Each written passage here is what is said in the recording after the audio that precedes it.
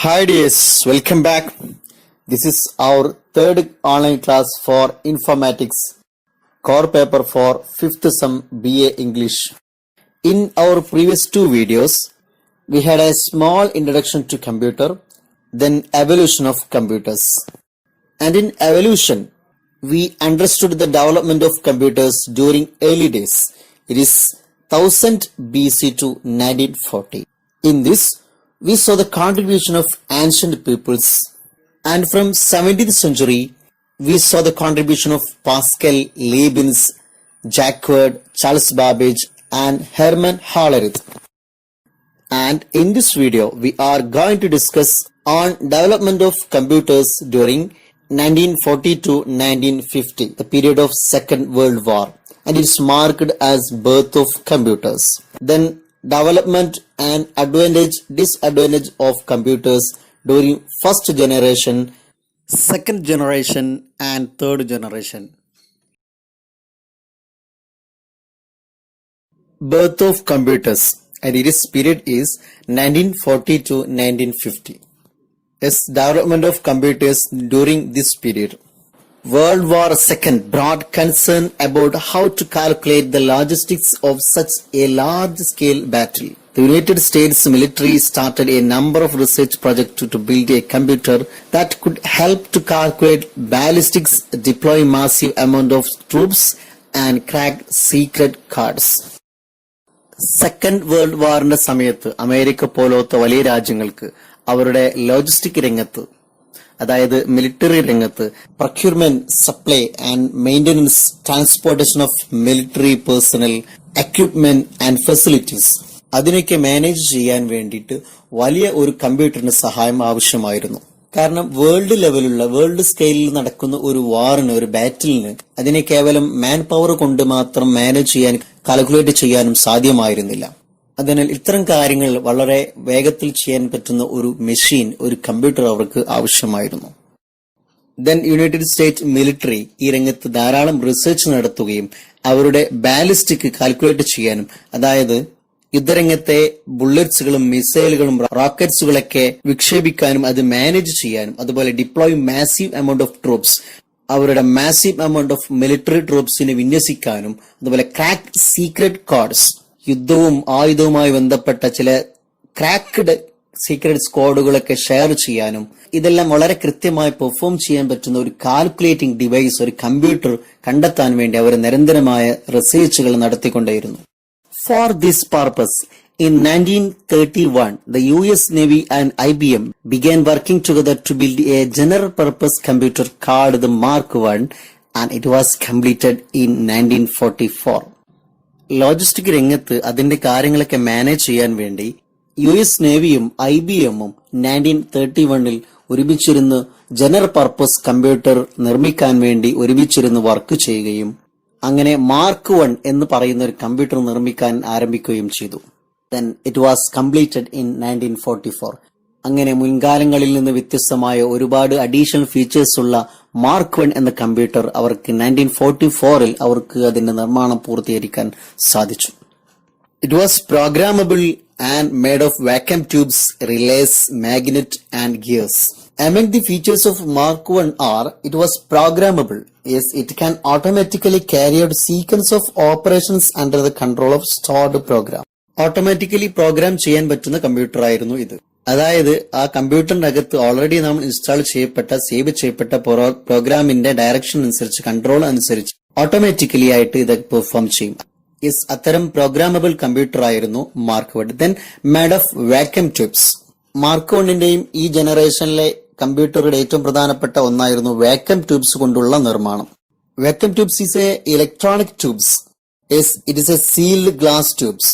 It allow and control electronic കറന്റുകളെ, ഇലക്ട്രോണിക് തരംഗങ്ങളെ വളരെ ഫാസ്റ്റ് ആയിട്ട് കടത്തിവിടാനും അതിനെ കൺട്രോൾ ചെയ്യാനും സഹായകമായ ഗ്ലാസ് ട്യൂബുകളാണ്, ഇലക്ട്രോണിക് ട്യൂബ്സുകളാണ് വാക്യൂം ട്യൂബ്സ് എന്നാൽ. Next one, it was made of relays. Relay എന്ന ഇലക്ട്രോണിക്കലി ഓപ്പറേറ്റഡ് സ്വിച്ചുകളാണ്. കമ്പ്യൂട്ടറിൽ ഇന്ന് നാം കാണുന്ന ഇലക്ട്രോണിക് തരംഗങ്ങളെ, സിഗ്നൽസുകളെ കൺട്രോൾ ചെയ്യുകയും അതിനെ കടത്തിവിടുകയും ഓപ്പറേറ്റ് ചെയ്യുകയും ഇൻപുട്ട് ചെയ്യുന്ന സ്വിച്ചുകൾ. അതുവരെ ഉണ്ടായിരുന്ന കമ്പ്യൂട്ടറുകളിൽ നിന്നും അത്തരം ഇലക്ട്രോണിക് ഓപ്പറേറ്റഡ് സ്വിച്ചുകൾ ഉണ്ടായിരുന്നില്ല. ഇത് മൾട്ടിപ്പിൾ കൺട്രോൾ സിഗ്നലായി ഒക്കെ വർത്തിച്ചിരുന്നു. പല രൂപത്തിലുള്ള ഡാറ്റകളെയും ഇൻഫർമേഷനൊക്കെ പാസ് ചെയ്യുന്ന സ്വിച്ചുകളായിരുന്നു. Next one, it was made of magnet piece of iron or steel. സ്റ്റീലിന്റെ അയണുകളൊക്കെ ചിത്രത്തിൽ കാണുന്നത് പോലെയുള്ള പീസുകൾക്കാണ് മാഗ്നറ്റ് എന്ന് പറയുക.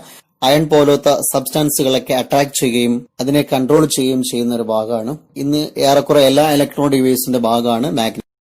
Is then made of gears. Gears എന്ന നേരത്തെ മുമ്പുള്ള കമ്പ്യൂട്ടറുകൾ കണ്ടതാണ്. അതിന്റെ സ്പീഡുകളും ഡയറക്ഷനും ഒക്കെ കൺട്രോൾ ചെയ്യാൻ കഴിവുള്ള ടീത്തുകളുള്ള ഇത്തരം പാർട്ടുകൾക്കാണ് ഗിയേഴ്സ് എന്ന് പറയുന്നത്.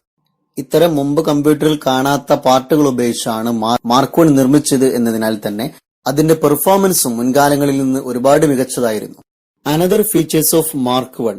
Yes, another features of Mark 1 computers are the Mark 1 had memory for 72 numbers and could perform 23-digit multiplication in 4 seconds. മുമ്പ് കാലങ്ങളിൽ ഉണ്ടായിരുന്ന കമ്പ്യൂട്ടറുകൾ വ്യത്യസ്തമായി 72 നമ്പേഴ്സ് വരെ മെമ്മറി കീപ്പ് ചെയ്യാൻ പറ്റുന്ന കമ്പ്യൂട്ടറുകളായിരുന്നു.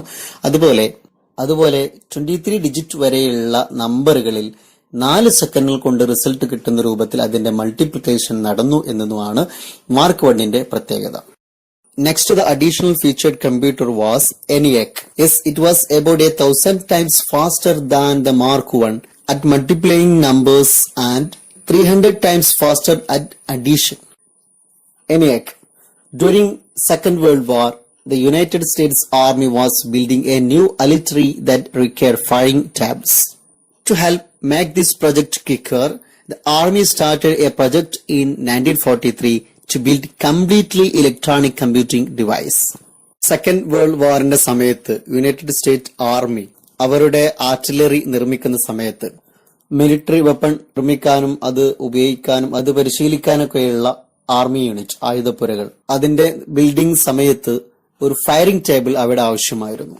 ഫയറിംഗ് ടേബിൾ എന്ന് പറഞ്ഞാൽ ഈ ബുള്ളറ്റ്സുകളുടെയും മറ്റു വെപ്പന്റെ എല്ലാവിധ പാർട്സുകളെയും കൃത്യമായ കണക്കുകളും അളവുകളൊക്കെ നിർണ്ണയിക്കുകയും നിയന്ത്രിക്കുകയും കൺട്രോൾ ചെയ്യുകയും മാനേജ് ചെയ്യുകയും അഡീഷനും സബ്ട്രാക്ഷനും ഒക്കെ സാധ്യമാകുന്ന രൂപത്തിലുള്ള ഒരു കാൽക്കുലേറ്റിംഗ് ടേബിൾ, ഒരുപാട് നമ്പറുകളൊക്കെ ഉള്ള ഒരു chart.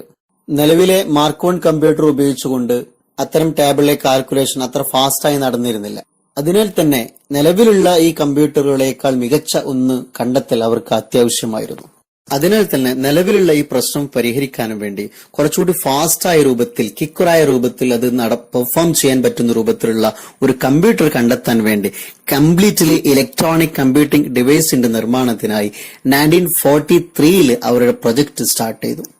J. Presper Eckert and John Mauchly headed the project and eventually created the electronic numerical integrator and calculator ENIAC, which was completed in 1946.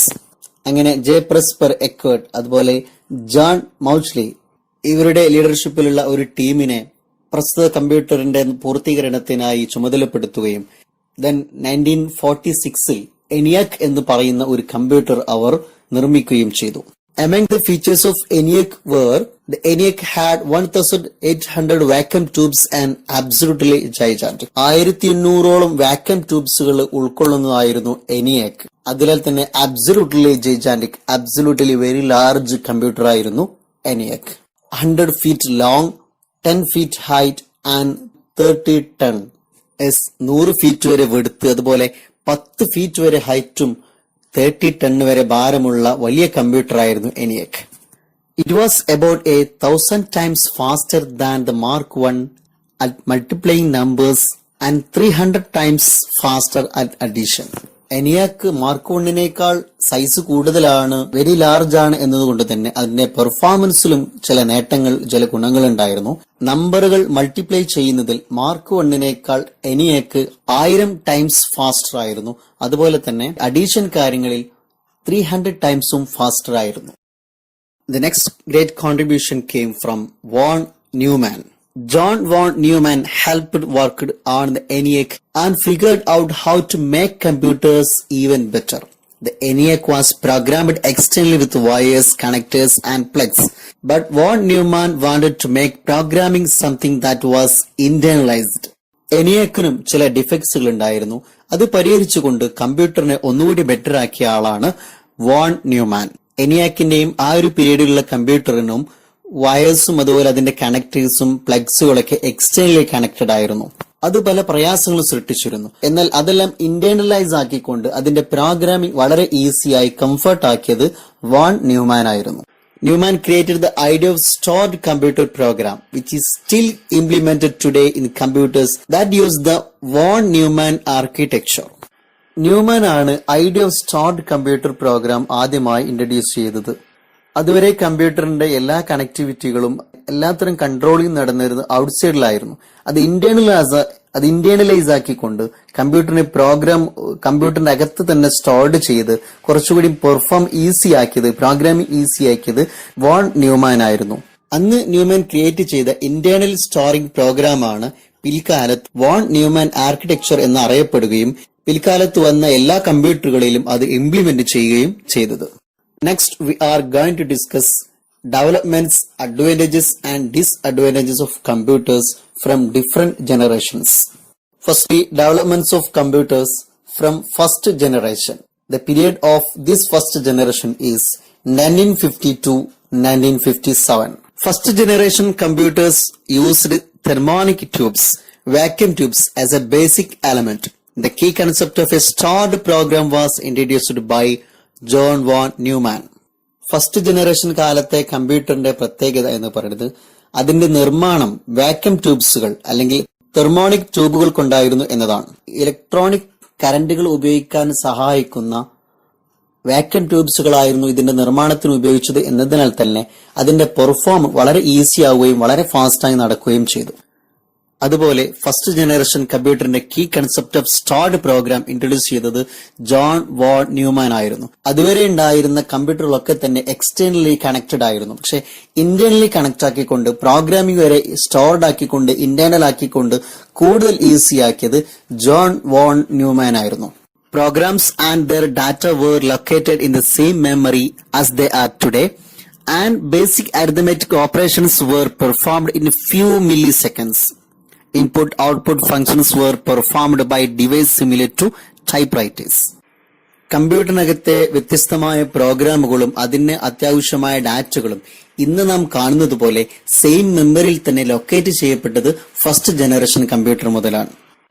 അതുവരെ വ്യത്യസ്തമായ സ്ഥലങ്ങളിലായിരുന്നു അത് ലൊക്കേറ്റ് ചെയ്യപ്പെട്ടിട്ടുണ്ടായിരുന്നത്. അതുപോലെ basic arithmetic operation, addition, subtraction പോലത്തെ കാര്യങ്ങളൊക്കെ ഫ്യൂ മില്ലി സെക്കൻഡ്സുകൾ കൊണ്ട് perform ചെയ്യാൻ പറ്റി. നേരത്തെ ഉള്ളതിനേക്കാൾ വളരെ ഫാസ്റ്റ് ആയിട്ട് ചെയ്യാൻ പറ്റി. അതുപോലെ കമ്പ്യൂട്ടറിന്റെ ഔട്ട്പുട്ട് ഇൻപുട്ട് ഡിവൈസുകൾ, കമ്പ്യൂട്ടറിന് അകത്തേക്ക് നാം ഡാറ്റകൾ കൊടുക്കുന്ന കീബോർഡ്, മൗസ് പോലത്തെ ഇൻപുട്ട് ഡിവൈസുകൾ, അതുപോലെ സ്ക്രീന്, സൗണ്ട് സിസ്റ്റം തുടങ്ങിയ ഔട്ട്പുട്ട് ഡിവൈസുകൾ, അത് ഇന്നത്തെ ഒരു ടൈപ്പ് റൈറ്ററിന് സമാനമായ ചെറിയൊരു ഡിവൈസിന്റെ സഹായത്താൽ തന്നെ അന്ന് പെർഫോം ചെയ്യാൻ സാധിച്ചു എന്നതും ഫസ്റ്റ് ജനറേഷൻ കമ്പ്യൂട്ടറിന്റെ പ്രത്യേകതയാണ്. Examples of first generation computers are ENIAC, EDVAC, electronic discrete variable automatic computer and EDSAC, electronic delay storage automatic circulator, then Mark I, then UNIVAC, universal automatic computer. Advantages of first generation computers. Vacuum tubes were the only electronic components available during those days. ഇലക്ട്രോണുകളുടെ സഹായത്തോടെ vacuum tubes ഉപയോഗിച്ചുകൊണ്ടുള്ള computer അതുവരെയുള്ള കാലങ്ങളിൽ ഉണ്ടായിരുന്നു. ആദ്യമായി പ്രത്യക്ഷപ്പെട്ടത് ഈ first generation കാലത്താണ്. Then vacuum technology made possible the advent of electronic digital computers. ഈ ഒരു കാലത്ത് വാക്യൂം ട്യൂബ്സ് ഉപയോഗിച്ചുകൊണ്ട് ധാരാളം കമ്പ്യൂട്ടർ പ്രൊഡക്ഷൻ നടന്നതിനാൽ അത് പിൽക്കാലത്ത് ഇലക്ട്രോണിക് ഡിജിറ്റൽ കമ്പ്യൂട്ടേഴ്സ്, ഇന്ന് നാം കാണുന്ന ഡിജിറ്റൽ തലത്തിലുള്ള കമ്പ്യൂട്ടറുകൾ അഡ്വന്റ് ചെയ്യാൻ അത് സഹായകമായി. These computers were the fastest calculating device of their time. They could perform computations in milliseconds. First generation കാലത്തെ കമ്പ്യൂട്ടറുകൾ അതുവരെയുള്ള കാലത്തെ ഏറ്റവും മികച്ച ഫാസ്റ്റുള്ള കമ്പ്യൂട്ടറുകളായിരുന്നു. പിൽക്കാലത്ത് അതിനേക്കാൾ മികച്ചത് വന്നെങ്കിലും അതുവരെയുള്ളതിൽ ഏറ്റവും fastest calculating device first generation പീരീഡിലായിരുന്നു. They could perform computation in മില്ലി സെക്കൻഡിൽ വരെ പെർഫോം ചെയ്യാൻ കഴിഞ്ഞിരുന്നു എന്നത് ഈ കാലത്തെ കമ്പ്യൂട്ടറുകളുടെ പ്രത്യേകതയാണ്. Disadvantages of computers from first generation. First generation കമ്പ്യൂട്ടറുകൾക്ക് മുമ്പ് കാലങ്ങളിൽ ഇല്ലാത്തതിനേക്കാൾ ഒരുപാട് ഫീച്ചേഴ്സുകൾ, ചില നല്ല ഗുണങ്ങൾ ഉണ്ടെങ്കിൽ പോലും ചില ഡിഫക്ട്സുകൾ ഉണ്ട്. Too bulky in size and hence very large space required. താരതമ്യേന വലിയ കമ്പ്യൂട്ടറുകളായിരുന്നു എന്നതുകൊണ്ട് തന്നെ ലാർജ് സ്പേസ് ആവശ്യമായിരുന്നു അത് സെറ്റ് ചെയ്യാൻ. നെക്സ്റ്റ് അൺറിലയബിൾ, അതിന്റെ റിസൾട്ട് അത്ര റിലയബിൾ ആയിരുന്നില്ല, വിശ്വാസയോഗ്യമായിരുന്നില്ല. ചില അബദ്ധങ്ങൾ, ചില പ്രശ്നങ്ങൾ എപ്പോഴും അതിന്റെ റിസൾട്ടുകൾ സംഭവിക്കുമായിരുന്നു. Thousands of vacuum tubes that were used emitted large amount of heat and burned out frequently. Vacuum ട്യൂബുകളായിരുന്നു കമ്പ്യൂട്ടർ നിർമ്മാണത്തിന് ഉപയോഗിച്ചത് എന്നതുകൊണ്ട് തന്നെ തൗസൻഡ്സ് ഓഫ് വാക്യൂം ട്യൂബ്സുകൾ വരെ പലപ്പോഴും പല കമ്പ്യൂട്ടറും ഉപയോഗിക്കേണ്ടി വന്നിരുന്നു. അതിനാൽ തന്നെ ലാർജ് എമൗണ്ട് ഓഫ് ഹീറ്റ് അത് സെൻഡ് ഔട്ട്, പുറത്തേക്ക് തള്ളിയിട്ടുണ്ടായിരുന്നു. അതുപോലെ തന്നെ ഫ്രീക്വന്റ്ലി ഇത് ബേൺ ഔട്ട് ചെയ്യുന്ന ഒരു സാഹചര്യം അതിനാൽ ഉണ്ടായിരുന്നു. ഇതൊക്കെ ഇതിന്റെ ഡിഫക്ട്സുകളായിരുന്നു. Then slow operating speed and restricted computing capacity. മുൻകാല കമ്പ്യൂട്ടറുകളേക്കാൾ ഫാസ്റ്റ് ആയിരുന്നെങ്കിൽ പോലും അത് താരതമ്യേന സ്ലോ ഓപ്പറേറ്റിംഗ് സ്പീഡ് തന്നെയായിരുന്നു. അതിനാൽ തന്നെ അതിന്റെ ഉപയോഗം വളരെ റെസ്ട്രിക്റ്റഡ് ആയിരുന്നു. പലപ്പോഴും കൂടുതൽ സമയം ആവശ്യമായതിന് വളരെ കുറച്ച് കാര്യങ്ങൾ മാത്രമേ കമ്പ്യൂട്ടിംഗ് നടത്താൻ സാധ്യമായിരുന്നുള്ളൂ.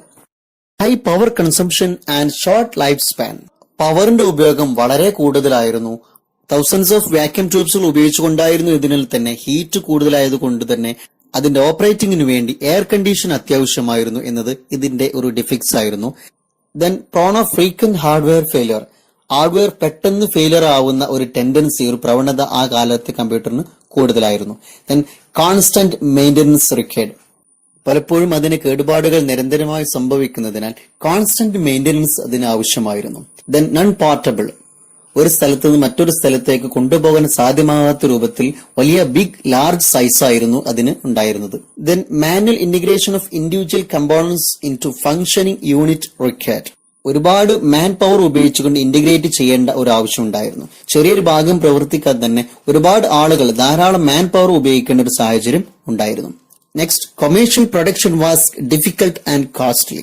കമ്പ്യൂട്ടർക്ക് പ്രവർത്തിക്കാൻ ധാരാളം സാമ്പത്തികമായ ചെലവും പ്രയാസവും നിറഞ്ഞ കാര്യമായതുകൊണ്ട് തന്നെ അതിന് പ്രധാനപ്പെട്ട ഒരു ഉപകാരമായി കൊമേഴ്ഷ്യൽ പ്രൊഡക്ഷൻ അതിനാൽ തന്നെ വളരെ ഡിഫിക്കൽട്ടും കോസ്റ്റ്ലിയും ആയിരുന്നു. The last one, limited programming capacities and hence limited commercial use. അകാലത്തെ കമ്പ്യൂട്ടറുകൾക്ക് ധാരാളം സമയവും മാൻ പവറും ഒക്കെ ആവശ്യമായതിനാൽ തന്നെ അതിന് ലിമിറ്റഡ് പ്രോഗ്രാം മാത്രമേ നടന്നിട്ടുണ്ടായിരുന്നുള്ളൂ. അതിനാൽ തന്നെ ലിമിറ്റഡ് കൊമേഴ്ഷ്യൽ യൂസ് മാത്രമേ ആ കാലത്തെ കമ്പ്യൂട്ടറുകൾക്ക് ഉണ്ടായിരുന്നുള്ളൂ. ഇത്രയും ഡിഫക്ട്സുള്ള ആ കാലത്തെ കമ്പ്യൂട്ടറുകൾ.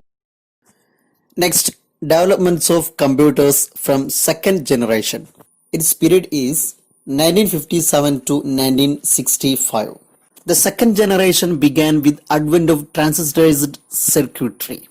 സെക്കൻഡ് ജനറേഷൻ കാലത്തെ കമ്പ്യൂട്ടറുടെ ഏറ്റവും വലിയ പ്രത്യേകത എന്ന് പറയുന്നത് ട്രാൻസിസ്റ്റർ സർക്യൂട്ട് കൊണ്ട് നിർമ്മിച്ച കമ്പ്യൂട്ടറുകളായിരുന്നു.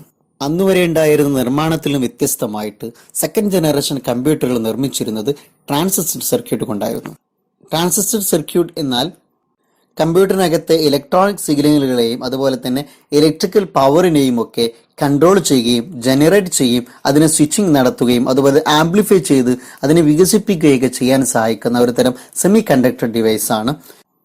അതുപോലെ കമ്പ്യൂട്ടറിനകത്തെ ഇലക്ട്രോണിക് സിഗ്നൽസുകളെയും അതുപോലെ കറന്റുകളെയും വോൾട്ടേജുകളെയൊക്കെ റെഗുലേറ്റ് ചെയ്യുന്നതും ഈ ട്രാൻസിസ്റ്റർ സർക്യൂട്ടാണ്. അപ്പോൾ അതുകൊണ്ടുള്ള നിർമ്മാണം സെക്കൻഡ് ജനറേഷനിൽ ആരംഭിച്ചപ്പോൾ കമ്പ്യൂട്ടർ ഒന്നുകൂടി ഫാസ്റ്റ് ആവുകയും പെർഫോമിംഗ് വളരെ മികച്ചതാവുകയും ചെയ്തു. Then magnetic core and magnetic drum storage device were widely used in second generation computer. മുൻകാലങ്ങളിൽ നിന്ന് വ്യത്യസ്തമായി അതിന്റെ മെമ്മറി സ്പേസ് ഒന്നുകൂടി വിശാലമാക്കിക്കൊണ്ട് മാഗ്നറ്റ് കോർ അല്ലെങ്കിൽ മാഗ്നറ്റ് ഡ്രമ്മുകൾ ഉപയോഗിച്ചുകൊണ്ടാണ് പിൽക്കാലത്ത് അതിന്റെ സ്റ്റോറിംഗ് ഏരിയകൾ സെക്കൻഡ് ജനറേഷൻ കമ്പ്യൂട്ടറിൽ നിർമ്മിച്ചിട്ടുണ്ടായിരുന്നത്. The higher reliability of computers and large memory availability led to make the preparation of applications program much easier. Transistor circuit ഉപയോഗിച്ചും അതുപോലെ തന്നെ മാഗ്നറ്റിക് കോർ മാഗ്നറ്റിക് ഡ്രം ഉപയോഗിച്ചുകൊണ്ട് കമ്പ്യൂട്ടർ നിർമ്മിച്ചു എന്നതുകൊണ്ട് തന്നെ അതിന്റെ റിസൾട്ടുകളുടെ റിലയബിലിറ്റി കൂടുകയും അതുപോലെ അതിന്റെ മെമ്മറി സ്പേസ് വളരെ വിശാലമാവാനും സഹായകമായി. And IBM became the major computer manufacturer during this time. ഈ ഒരു കാലത്താണ് IBM, കമ്പ്യൂട്ടർ നിർമ്മാണ രംഗത്തെ ഏറ്റവും മികച്ച കമ്പനികളൊന്നായ IBM ലോകത്തെ ഏറ്റവും മികച്ച മേജർ കമ്പ്യൂട്ടർ മാനുഫാക്ചറിംഗ് കമ്പനിയായി വളർന്നത്. Advantage of second generation computers. Smaller in size as compared to first generation computer. First generation കമ്പ്യൂട്ടറുമായി കമ്പയർ ചെയ്യുന്ന സമയത്ത് താരതമ്യേന സെക്കൻഡ് ജനറേഷൻ കമ്പ്യൂട്ടറിന്റെ സൈസ് വളരെ കുറവായിരുന്നു. Then more reliable. First generation കമ്പ്യൂട്ടറുമായി കമ്പയർ ചെയ്യുന്ന സമയത്ത് ഇതിന്റെ റിലയബിലിറ്റി കൂടുതലായിരുന്നു. Then low power consumption and hence reduce running cost. First generation കമ്പ്യൂട്ടറുമായി കമ്പയർ ചെയ്യുന്ന സമയത്ത് ഇതിന്റെ പവർ കൺസംപ്ഷൻ വളരെ കുറവായിരുന്നു, അതുകൊണ്ട് തന്നെ റണ്ണിംഗ് കോസ്റ്റും കുറവായിരുന്നു. ഇതിന്റെ അഡ്വാൻറ്റേജും ഡിസഡ്വാൻറ്റേജും പലപ്പോഴും നമ്മൾ ഫസ്റ്റ് ജനറേഷനുമായും തേർഡ് ജനറേഷനുമായൊക്കെ കമ്പയർ ചെയ്തിട്ടാണ് കൂടുതൽ മനസ്സിലാക്കുന്നത്. Okay, next one, higher operating speed, computational time reduced from milliseconds to microseconds. First generation കമ്പ്യൂട്ടറുമായി കമ്പയർ ചെയ്യുന്ന സമയത്ത് അതിന്റെ ഓപ്പറേറ്റിംഗ് സ്പീഡ് വളരെ ഹൈ ആയിരുന്നു. മില്ലി സെക്കൻഡ്സിൽ നിന്ന് മൈക്രോ സെക്കൻഡ്സിലേക്ക് അതിന്റെ വേഗത കൂടി എന്നത് സെക്കൻഡ് ജനറേഷൻ കമ്പ്യൂട്ടറുടെ പ്രത്യേകതയാണ്. Less prone to hardware failure, മുൻകാലങ്ങളിൽ വ്യത്യസ്തമായി അതിന്റെ ഹാർഡ്വെയർ ഫെയിലിയർ ആകുന്ന ടെൻഡൻസി കുറവായിരുന്നു. ദെൻ ബെറ്റർ പോർട്ടബിലിറ്റി, ട്രാൻസിസ്റ്ററുകൾ കൊണ്ടും മാഗ്നറ്റിക് കോർ കൊണ്ടും മാഗ്നറ്റിക് ഡ്രം കൊണ്ടുമാണ് കമ്പ്യൂട്ടർ നിർമ്മിച്ചത് കൊണ്ട് തന്നെ അതിന്റെ സൈസ് കുറവായിരുന്നു. അതുകൊണ്ട് തന്നെ പോർട്ടബിലിറ്റി വളരെ ഈസി ആയിരുന്നു. Then reduced manufacturing cost and hence wider commercial use, താരതമ്യേന കോസ്റ്റുകൾ കുറഞ്ഞ മാഗ്നറ്റിക് കോറും മാഗ്നറ്റിക് ഡ്രമ്മുകളാണ് കമ്പ്യൂട്ടർ നിർമ്മാണത്തിന് ഉപയോഗിച്ചത് എന്നതുകൊണ്ട് തന്നെ കമ്പ്യൂട്ടർ നിർമ്മാണം തന്നെ ചെലവ് കുറഞ്ഞൊരു കാര്യമാവുകയും അതിനാൽ തന്നെ വളരെ ലാഭകരമായ കൊമേഴ്ഷ്യൽ കാര്യങ്ങൾ കമ്പ്യൂട്ടർ ഉപയോഗിച്ച് ചെയ്യുന്ന സാഹചര്യം വർദ്ധിക്കുകയും ചെയ്തു. Disadvantages of second generation computers, air conditioning was required, computer പ്രവർത്തനത്തിന് എയർ കണ്ടീഷനിങ് സിസ്റ്റം ആവശ്യമായിരുന്നു എന്നത് ഈ കാലത്തെ കമ്പ്യൂട്ടറിന്റെ ഒരു ഡിഫക്ട്സ് ആയിരുന്നു. Then frequent maintenance was required, second generation കമ്പ്യൂട്ടറിന് മെയിൻ്റനൻസ് കൂടുതൽ ആവശ്യമായി വന്നിരുന്നു. Then manual integration of individual components into functioning units was required. First ജനറേഷനിൽ നാം പറഞ്ഞതുപോലെ കമ്പ്യൂട്ടറിന്റെ ഇൻഡിവിജ്വൽ പാർട്സിന്റെ ഇന്റഗ്രേഷന് വേണ്ടിയിട്ട് അത് ഏകീകരിച്ച് പ്രവർത്തിക്കാൻ വേണ്ടി മാൻ പവർ കൂടുതൽ ആവശ്യമായി വന്നിരുന്നു. The last one, commercial production was difficult and costly. First generation കമ്പ്യൂട്ടറുമായി കമ്പയർ ചെയ്യുന്ന സമയത്ത് അതിന്റെ പ്രൊഡക്ഷൻ കോസ്റ്റിൽ ചില കുറവുണ്ടായിരുന്നു എങ്കിൽ പോലും താരതമ്യേന കൊമേഴ്ഷ്യൽ പ്രൊഡക്ഷൻ ഡിഫിക്കൽട്ടും കോസ്റ്റും നിറഞ്ഞു തന്നെയായിരുന്നു. Next, third generation, and it is from 1965 to 1975. Development of computers during third generation. During this time, integrated circuits with transistors, resistors, and capacitors were etched on the piece of silicon. This reduced the price and size of computers. Silicon പതിപ്പിച്ച capacitors, transistors, resistors ഇവ കൊണ്ട് നിർമ്മിച്ച integrated circuit IC ചിപ്പുകൾ കൊണ്ടായിരുന്നു third generation computer നിർമ്മിച്ചത്. അതിനാൽ തന്നെ ഈ കാലത്തെ കമ്പ്യൂട്ടറുടെ പ്രൈസും സൈസും കുറവായിരുന്നു എന്നത് തേർഡ് ജനറേഷൻ കമ്പ്യൂട്ടറുടെ പ്രത്യേകതയാണ്. ട്രാൻസിസ്റ്റർ എന്താണെന്ന് നാം നേരത്തെ പറഞ്ഞിട്ടുണ്ട്. ഇലക്ട്രോണിക് സിഗ്നൽസിനെ ആംപ്ലിഫൈ ചെയ്യുന്ന, ജനറേറ്റ് ചെയ്യുന്ന, കൺട്രോൾ ചെയ്യുന്ന സെമി കണ്ടക്ടർ ഡിവൈസ് ആണ്. റെസിസ്റ്ററും ഇതുപോലെ ഇലക്ട്രിക്കൽ സിഗ്നൽസിനെ റെസിസ്റ്റ് ചെയ്യുന്ന ഒരു തരം ഡിവൈസ് ആണ്. To reduce current flow, to adjust signal level and divide voltage and terminate transmission line. അപ്പോൾ ഇത്തരം പർപ്പസുകൾക്ക് വേണ്ടിയിട്ട് സാധാരണഗതിയിൽ ഉപയോഗിക്കുന്ന ഇലക്ട്രോണിക് പാർട്ടാണ്. ഇലക്ട്രിക്കൽ കറന്റിന്റെ ഫ്ലോയെ റെഡ്യൂസ് ചെയ്യുക, അത് അഡ്ജസ്റ്റ് ചെയ്യുക, സിഗ്നൽ ലെവലിലേക്ക് അഡ്ജസ്റ്റ് ചെയ്യുന്ന, അതുപോലെ വോൾട്ടേജുകളെ ഡിവൈഡ് ചെയ്ത് ആവശ്യമുള്ള രൂപത്തിൽ കൈകാര്യം ചെയ്യുന്ന, അതുപോലെ ആവശ്യത്തിനനുസരിച്ച് ട്രാൻസ്മിഷൻ ലൈനുകളെ ടെർമിനേറ്റ് ചെയ്യുന്ന, അതിനെ കൺട്രോൾ ചെയ്യുന്ന, സ്റ്റോപ്പ് ആക്കുന്ന, ഇത്തരം പർപ്പസുകൾക്ക് വേണ്ടി ഉപയോഗിക്കുന്ന ഇലക്ട്രിക്കൽ റെസിസ്റ്റൻസ് ഡിവൈസ് ആണ് റെസിസ്റ്റർ എന്ന് പറയുന്നത്. Capacitor, it is little like a battery, ഒരു ബാറ്ററി പോലെ പ്രവർത്തിക്കുന്ന ഒരു തരം ഡിവൈസ് ആണ്. ഇലക്ട്രിക്കൽ ഫീൽഡിൽ എനർജി സേവ് ചെയ്യുന്ന, സ്റ്റോർ ചെയ്യുന്ന ഡിവൈസ് ആണെന്ന് പറയാം. അതിന് പേര് പോലെ തന്നെ capacity to store energy or ability to store energy. Electric ഫീൽഡിൽ എനർജി സ്റ്റോർ ചെയ്യുന്ന, അതിന് കപ്പാസിറ്റി ഉള്ള, കേപ്പബിൾ ആയ, എബിലിറ്റി ഉള്ള പാർട്ടിനാണ് ഇവിടെ കപ്പാസിറ്റർ എന്ന് പറയുന്നത്. ആഡ് കപ്പാസിറ്റൻസ് ടു എ സർക്യൂട്ടിനാണ് ഇതിന്റെ ബെനിഫിറ്റുകളൊക്കെ കിട്ടുക. അപ്പൊ അത്തരം ഡിവൈസുകൾക്കാണ് കപ്പാസിറ്റർ എന്ന് പറയുന്നത്. ഇത്തരം കപ്പാസിറ്ററിന്റെയും റെസിസ്റ്ററിന്റെയും ട്രാൻസിസ്റ്ററിന്റെയും സഹായത്തോടെ നിർമ്മിച്ച് ഇന്റഗ്രേറ്റഡ് സർക്യൂട്ട് IC ചിപ്പുകളാണ് തേർഡ് ജനറേഷൻ കമ്പ്യൂട്ടറിന്റെ പ്രത്യേകത.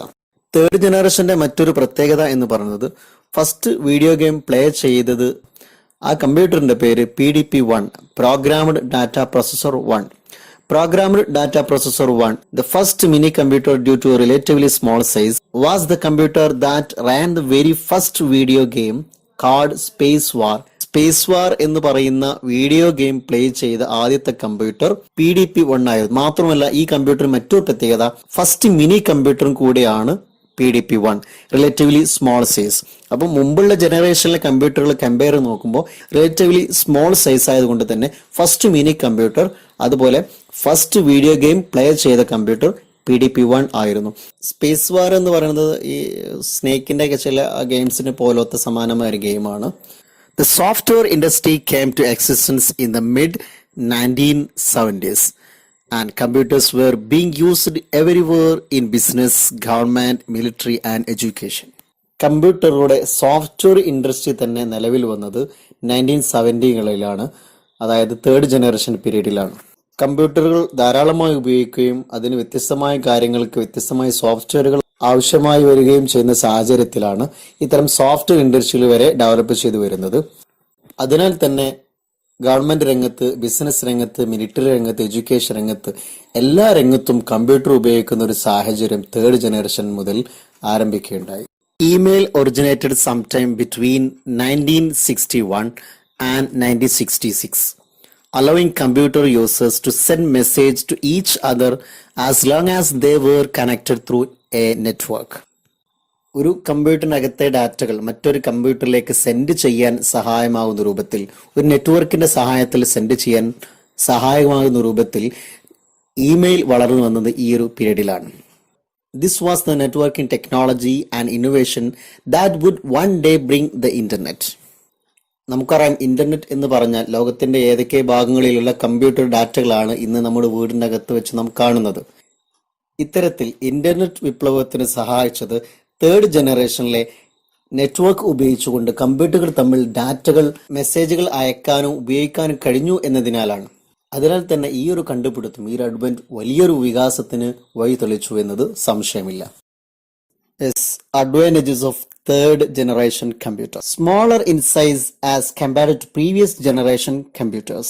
ഫസ്റ്റ്, സെക്കൻഡ് ജനറേഷൻ കമ്പ്യൂട്ടറുമായി കമ്പയർ ചെയ്യുന്ന സമയത്ത് third generation computer smaller size ആയിരുന്നു. More reliable than second generation computers.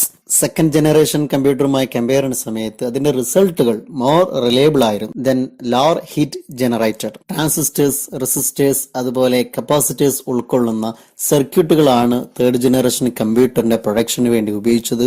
എന്നതുകൊണ്ട് തന്നെ കമ്പ്യൂട്ടർ ഫംഗ്ഷൻ ചെയ്യുമ്പോൾ അതിന്റെ ഹീറ്റ് വളരെ കുറവായിരുന്നു എന്നത് തേർഡ് ജനറേഷന്റെ പ്രത്യേകതയായിരുന്നു. Computational time reduced from microseconds to nanoseconds. ഒരു സെക്കൻഡിന്റെ 100 കോടിയുടെ ഒരു അംശം ടൈമിനുള്ളിൽ റിസൾട്ട് വരുന്ന രൂപത്തിലേക്ക് തേർഡ് ജനറേഷൻ കമ്പ്യൂട്ടർ മാറി. Next, maintenance cost is low because hardware failure are rare. അക്കാലത്തെ കമ്പ്യൂട്ടറിന്റെ ഹാർഡ്വെയർ ഫെയിലിയർ ആവുന്ന സാധ്യതകൾ കുറഞ്ഞുകൊണ്ട് തന്നെ അതിന്റെ മെയിൻ്റനൻസ് കോസ്റ്റ് വളരെ കുറവായിരുന്നു. Next one, easily portable. Size കുറവായതുകൊണ്ട് തന്നെ ഒരു സ്ഥലത്ത് മറ്റൊരു സ്ഥലത്തേക്ക് പോർട്ട് ചെയ്യാൻ വളരെ ഈസി ആയിരുന്നു. Totally general purpose, widely used for various commercial applications all over the world. പ്രൊഡക്ഷനും അതിന്റെ ഉപയോഗവും വളരെ ഈസി ആയതുകൊണ്ട് തന്നെ സാധാരണ എല്ലാ കാര്യങ്ങൾക്കും കമ്പ്യൂട്ടർ ഉപയോഗിക്കുന്ന ഒരു സാഹചര്യം തേർഡ് ജനറേഷനിൽ വന്നു. പ്രത്യേകിച്ചും കൊമേഴ്ഷ്യൽ പർപ്പസിന് വേണ്ടിയിട്ട് കൊമേഴ്ഷ്യൽ ആപ്ലിക്കേഷൻ ഉപയോഗിക്കുന്നതിൽ വർധനവ് തേർഡ് ജനറേഷൻ കമ്പ്യൂട്ടറിൽ ഉണ്ടായിരുന്നു. Less power requirement than previous generation computers. Previous generation കമ്പ്യൂട്ടറുമായി കമ്പയർ ചെയ്യുന്ന സമയത്ത് അതിന്റെ പവർ റിക്വയർമെന്റ്, പവർ കൺസംപ്ഷൻ വളരെ കുറവായിരുന്നു. Next one, manual integration was not required. First ജനറേഷനിലും സെക്കൻഡ് ജനറേഷനിലും കാര്യമായൊരു പ്രശ്നം മാനുവൽ ഇന്റഗ്രേഷൻ ആയിരുന്നു. മാൻ പവർ ഉപയോഗിക്കേണ്ട സാഹചര്യം വളരെ കുറവായിരുന്നു. വളരെ കുറഞ്ഞ മാൻ പവർ മാത്രമേ തേർഡ് ജനറേഷൻ കമ്പ്യൂട്ടറിന് ആവശ്യമായിരുന്നുള്ളൂ. Next, commercial production was easier and cheaper. കമ്പ്യൂട്ടറിന്റെ ഉപയോഗവും അതിന്റെ മെയിൻ്റനൻസിനും ചെലവ് വളരെ കുറവായതിനാൽ തന്നെ കൊമേഴ്ഷ്യൽ പ്രൊഡക്ഷനും വളരെ ചീപ്പറായി മാറി, ഈസിയായി മാറി. Then disadvantages of third generation computers. താരതമ്യേന ഹീറ്റ് കുറവായിരുന്നു എങ്കിൽ പോലും പലപ്പോഴും എയർ കണ്ടീഷൻ അതിന് പ്രവർത്തിക്കാൻ ആവശ്യമായിരുന്നു എന്നത് തേർഡ് ജനറേഷൻ കമ്പ്യൂട്ടറിന്റെ ഒരു ഡിഫക്ട്സ് ആയിരുന്നു. Higher sophisticate technology required for manufacture of IC chips. IC chip അഥവാ ഇന്റഗ്രേറ്റഡ് സർക്യൂട്ട് കൊണ്ടാണ് തേർഡ് ജനറേഷൻ കമ്പ്യൂട്ടർ നിർമ്മിച്ചത് എന്നതുകൊണ്ട് തന്നെ ടെക്നോളജിക്കൽ രംഗത്ത് വൈദഗ്ധ്യമുള്ള ആളുകൾ തേർഡ് ജനറേഷൻ കമ്പ്യൂട്ടർ നിർമ്മാണത്തിന് വേണ്ടിയിരുന്നു എന്നത് തേർഡ് ജനറേഷൻ കമ്പ്യൂട്ടറിന്റെ ഒരു ഡിഫക്റ്റ് ആയിരുന്നു. Yes, now let us wind up our class here. Till now we discussed birth of computer. There we understood Mark I and ENIAC and the contribution of Newman. Then we had gone through first generation of computers, second generation and third generation of computers. Okay, for the further details and to clear doubts, you can contact me personally or by comment box. Okay, let us meet in next class. See you.